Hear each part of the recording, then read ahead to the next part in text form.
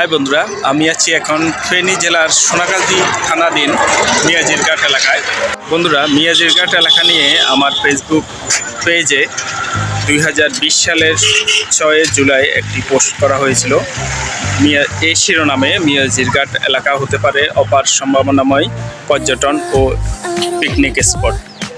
তো বন্ধুরা, এখানে তার পরবর্তী সময়তে এখানে অনেকগুলা রেস্টুরেন্ট কিংবা অনেকগুলা পর্যটন এরিয়া গড়ে উঠেছে। তো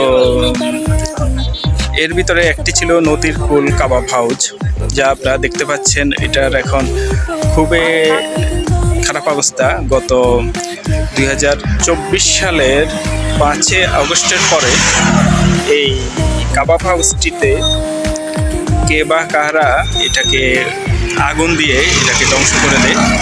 হতে পারে ওটা কোনো রাজনৈতিক ইস্যু। তো আমার ফেসবুকে যেহেতু রাজনৈতিক কোনো ইস্যু নিয়ে কথা বলা হয় না, আমি এই ব্যাপারে কথা বলতে চাই না। এবং কি এই রেস্টুরেন্টের যে মালিক, অত্র এলাকার সাবেক মেম্বার, ইউপি সদস্য, সে আমার স্কুল জীবনের বন্ধু হওয়া সত্ত্বেও আমি এই বিষয়ে তার সাথে আলাপ করি নাই। তো বন্ধুরা দেখুন, এটা কিন্তু অনেক সুন্দর একটি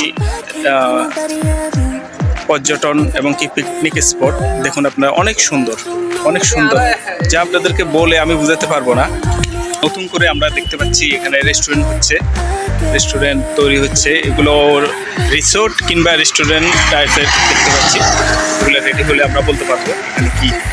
এই যে এখানে স্থানীয়ভাবে এই যে চটপটি কিংবা ভ্যান চালক, রিক্সা চালক, অনেক মানুষের এই ব্রিজটাকে ঘিরে জীবিকার একটা মাধ্যম সৃষ্টি হয়েছে।